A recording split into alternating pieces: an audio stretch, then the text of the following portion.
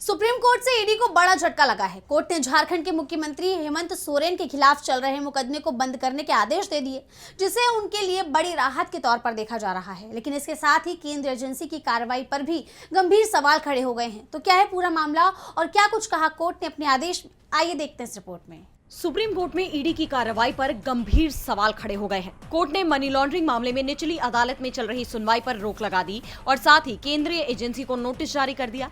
CJI Suryakant ने ED को नसीहत भी दी।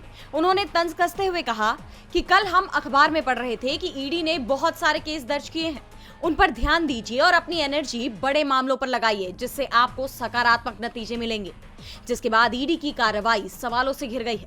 दरअसल कोर्ट झारखंड के मुख्यमंत्री हेमंत सोरेन की उस याचिका पर सुनवाई कर रहा था जिसमें उन्होंने जमीन घोटाले में उनके खिलाफ दर्ज केस को रद्द करने की मांग की थी। ये वही मामला है जिसके तहत ईडी ने उन्हें गिरफ्तार कर लिया था।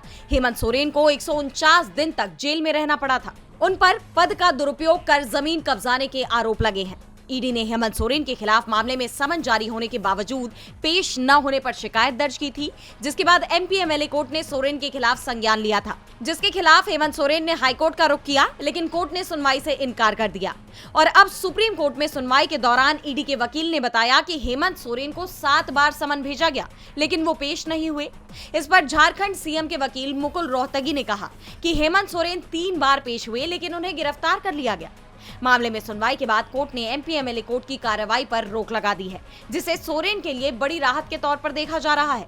लेकिन इसके बाद केंद्रीय एजेंसी की कार्रवाई सवालों से घिर गई है। पहले ही उस पर सत्ता पक्ष के इशारे पर काम करने के आरोप लग रहे थे और अब कोर्ट के रुख से भी केंद्रीय एजेंसी की निष्पक्षता पर सवाल गहराते जा रहे हैं। डीबी लाइव की रिपोर्ट।